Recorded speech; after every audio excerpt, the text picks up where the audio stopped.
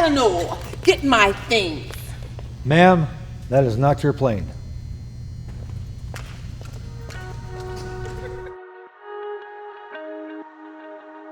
Look, I'm thinking about purchasing a plane, right? So I needed expert advice on how to do that. Just so happened I was on a plane sitting next to a gentleman who had all of the information I needed. His name is Pete Vallee. However, I'm lying about that. I'm not buying a plane. Not yet. But I am going to tell you this. When I do get ready to do that, Pete is going to be the person I'm going to ask just specs, amount, and guess what? He's a pilot.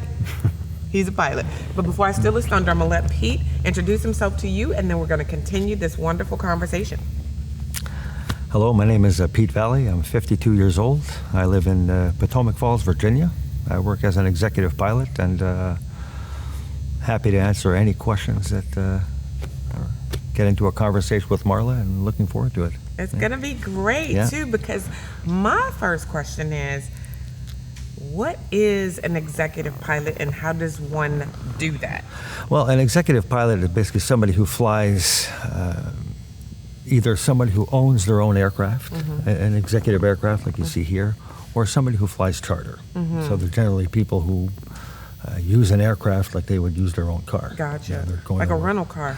Yeah, a pretty big rental car at that. Exactly. Yeah. A rental bus. Yeah, Yes. Airbus. So some people go from the airlines to executive flying or other types of aviation.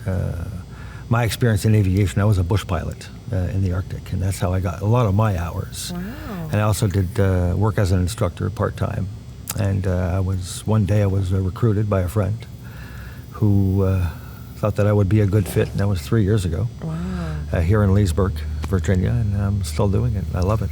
So you never really just sought this out? Someone sought you out? Okay. Exactly. Somebody sought me out. Now, I knew of it. I didn't know much of it. I was working here as an instructor. I had just started back up in aviation again. Gotcha. I had taken a break of about 6 or 7 years because I'd spent a few years in Africa in my other career. Gotcha. And I was working as an instructor, and he thought I'd be a good fit, and everything worked out. I'm still here today. Are you still here? And you love it? I love it. Absolutely. Yes, I really do love it. Yeah. It's really cool because you said you're 52. Yeah. And you started on this career 3 years ago. So you know what? It's kind of cool because you started like on the cusp. Yeah, I started flying this type of career 3 years ago. I have been a pilot since the mid-'90s. Okay. So there have been breaks in that career. Yeah. I've had 2 parallel careers, and I've taken breaks in some. And all my decisions have been based on world events. Okay, tell me about that. Well, that goes back to the 80s, Okay. actually. So when I grew up in Canada, in the suburbs of Montreal. Gotcha. I joined the military when I was 17. And what led me to that was National Geographic. Okay. So when I was a kid, my parents had rows of National Geographics, and I would spend a lot of time reading that. And when I was growing up, that's what I wanted to do. I wanted to be part of world events. Okay, so that's where that comes in. Okay, gotcha. That's what led me to that decision. Okay. So at 17, I left home and I joined the military. It was the best thing I've ever done. Really? Oh, What absolutely. branch? I was in the Army. Okay. And I was in the infantry. Okay. So by the age of 19, I was living in West Germany. By the time I left, it was Germany. Yeah. So the wall had fallen, and so that was my first world event. Yeah. So then I fought during the Bosnian Civil War, 92 to 95. It's when I came back from that war after 3 tours that I decided that I wanted a second career. And I was looking around, so something that would be interesting, exciting, Right. something that would challenge you, physically as well as mentally. So I was reading a few books, and flying looked like a good idea. So I decided to embark on an aviation career. In 96. 96. Okay. Well, it's actually 94 is when I started. By 1997 is when I had finished everything. It took me about 3 years to finish all my stuff. So, but then a few years into the aviation part of my career, 9/11 happened. So that changed a lot of things. Gotcha. So opportunities shifted. Now by then, I was still in the Army Reserves. Okay. So after a while, I decided to go back on active duty. And participate in the war on terror. Okay, so all of these different things are happening based on world events, and now you come back to your pilot, Flying, yeah. aviation aspirations and all Sure. that kind of stuff. So let me ask you this. So now you're 52 years old. You started this in 2017, like when you're right about to become a half centenarian. So how is this, like, at 50, where are you now with feeling like, what is life like for you? Well, right now, it's, like I had mentioned, everything was based on world events. So your life is much different when you live this way than others who had made decisions, right? Yeah. Different decisions. Right. My life was based on doing things and not getting things. Okay. That's good. Okay, that's a very important, very, very important.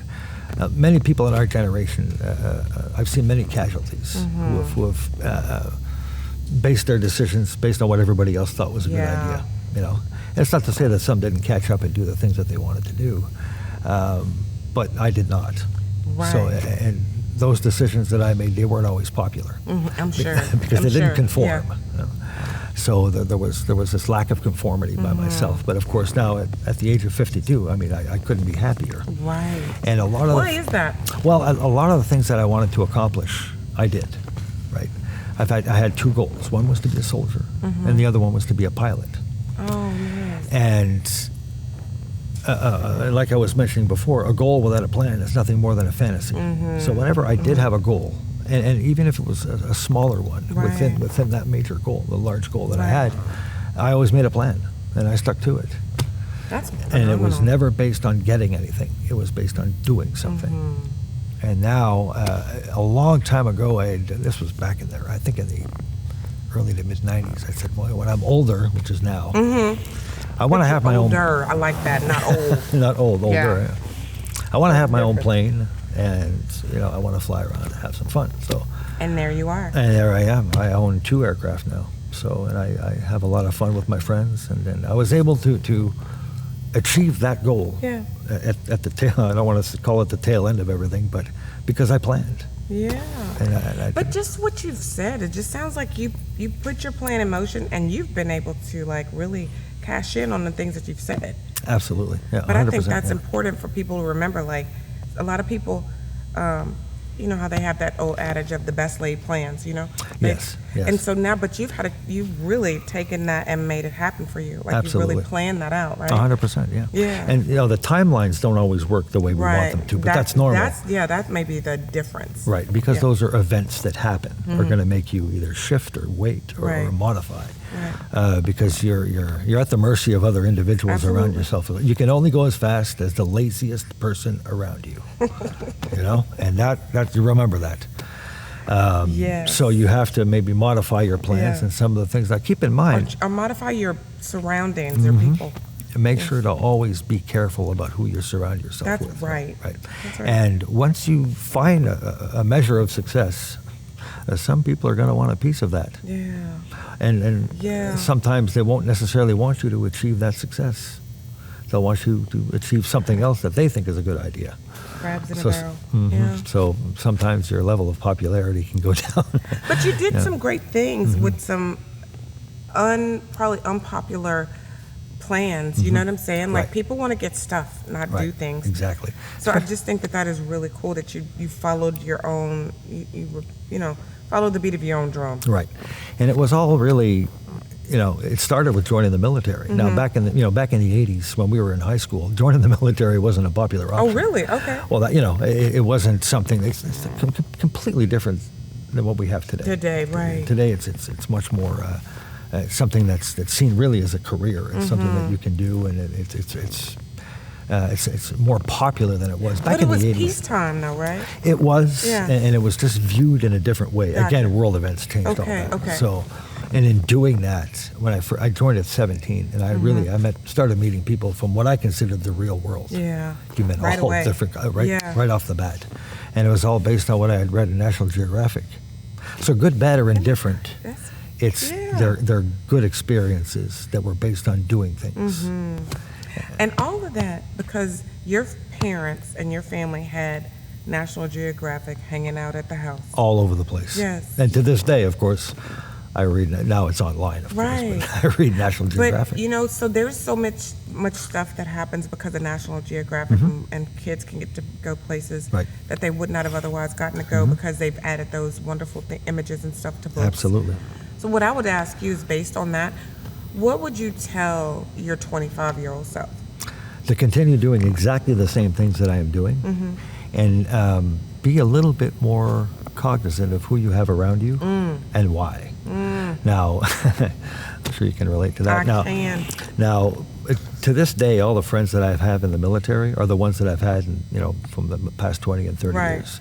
And virtually every one of them has always taken a step forward, whether they know it or not. Right. And they're always, I'm Right. always happy to hear from them and to hear what they have to say. Absolutely. And some of the people that I maybe left on the wayside, they didn't necessarily take They that weren't step. taking that step. They weren't taking that step, and they're not necessarily as happy as they could be. Right.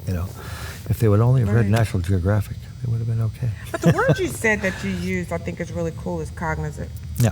Like, remain cognizant Remain of what you're cognizant doing of and why who's you're around doing you. it, surroundings, Yeah. and anything that you'd like to say just as a final summation of who you are and where you are today. If you were telling someone this, like you said, you speak to children all the time. What kind of things would you close out with?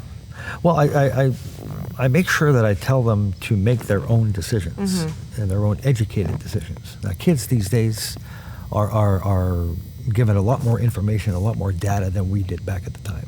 All right, and to make an informed decisions based on what they want to do in the future, and really surround themselves with the right people. Okay. And that's the most important thing.